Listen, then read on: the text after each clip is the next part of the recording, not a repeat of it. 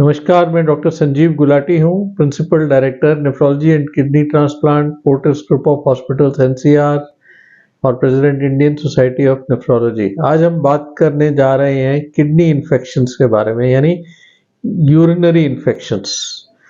तो जैसे कि मैं आपको पुराने वीडियोस में बता चुका हूँ, किडनी एक बहुत अहम रोल प्ले करती है बॉडी की डिटॉक्सिफिकेशन में, और ज़्यादा टॉक्सिन्स जो बॉडी में होते हैं वो यूरिन के रूप में निकालती है, और ज़्यादा पानी है वो भी निकालती है।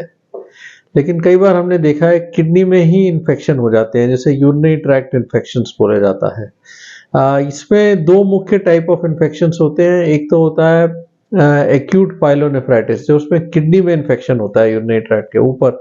इसमें अक्सर देखा गया है कि बुखार आता है, तेज़ सर्दी लगती है, यूरिन में जलन होती है, कभी कभी यूरिन में ब्लड भी आ जाता है, और बॉडी के पिछले हिस्से में बहुत सीवियर पेन होती है।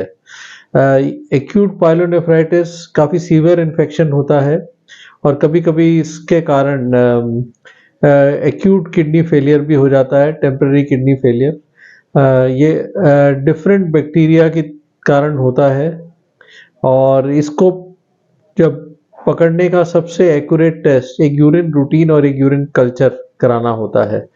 अक्सर इसमें इंट्रावीनस एंटीबायोटिक्स यानी जो इंजेक्शंस के द्वारा हम इसको ट्रीट करते हैं। तो अगर ये शुरुआत में ही पकड़ा जाए तो इसका बड़ा अच्छा रिजल्ट मिलता है, कंप्लीट रिकवरी हो जाती है आपकी एक्यूट किडनी इंजरी से। बार बार एक्यूट पाइलोनेफ्राइटिस होने से किडनी परमानेंट डैमेज में भी जा सकती है, जिसे क्रॉनिक पाइलोनेफ्राइटिस बोला जाता है। इसलिए जब भी आपको एक्यूट पाइलोनेफ्राइटिस हो, किडनी इन्फेक्शन हो, तो तुरंत अपने नियरेस्ट डॉक्टर के पास जाएं और उसका जल्दी उपचार करें। एक और पहलू होता है एक्यूट पाइलोनेफ्राइटिस का। जब किडनी रिकवर कर जाती है, हम देखते हैं कि अक्सर ये इन्फेक्शन हुआ क्यों, क्योंकि आमतौर पे किडनी एक घर के प्लम्बिंग सिस्टम की तरह होती है। यानी जैसे आपके घर में पाइप्स लगी हुई हैं, अगर पाइप में कचरा कभी जमा तब नहीं होता जब जब उसमें प्रॉपर वाटर सर्कुलेशन चल रही है। जब तक पानी का बहाव अच्छा है तो थोड़ा बहुत कचरा कुछ होगा, वो भी निकल जाता है। लेकिन हाँ, जहाँ पानी ब्लॉक हुआ, जहाँ रुकावट आई, तो वो कचरा पैदा होता है। इसी तरह किडनी यानी यूरिनरी ट्रैक्ट सिस्टम में भी थोड़े बहुत बैक्टीरिया तो नॉर्मली भी होते हैं। इसलिए कई लोग यूरिन का टेस्ट कराते हैं, बैक्टीरिया देख के तुरंत डॉक्टर के पास भागे आ जाते हैं, लेकिन थोड़े बहुत बैक्टीरिया नॉर्मल होते हैं। लेकिन हाँ, अगर आपके यूरिनरी ट्रैक्ट में ब्लॉकेज है तो ये बैक्टीरिया मल्टीप्लाई करते हैं और यूरिन इन्फेक्शन हो जाता है, जिसे एक्यूट पाइलोनेफ्राइटिस होता है, जो अपर किडनी में होता है। तो एक्यूट पाइलोनेफ्राइटिस अगर आपको हुआ है तो आपको ध्यान रखना है कहीं ब्लॉकेज नहीं है। ब्लॉकेज का एक कॉमन कारण एडल्ट्स में स्टोन होता है। बच्चों में ब्लॉकेज कारण के 3 और अहम कारण हैं। एक पोस्टीरियर यूरेथ्रल वॉल्व्स, ये नवजात शिशुओं में, बॉयज में होता है। यूरेथ्रा यानी पेशाब की नली में ब्लॉकेज होता है। नंबर 2 ये वेसिको-यूरेथ्रल रिफ्लक्स बोलते हैं इसे, जिसमें वाल्व्स कमजोर हो जाते हैं। और नंबर 3 यूपीजे ऑब्स्ट्रक्शन। तो किसी भी बच्चे में अगर एक्यूट पाइलोनेफ्राइटिस यूरिन इन्फेक्शन हो रहा है तो हमें उसकी डिटेल्ड रेडियोलॉजिकल इवैल्यूएशन करते हैं।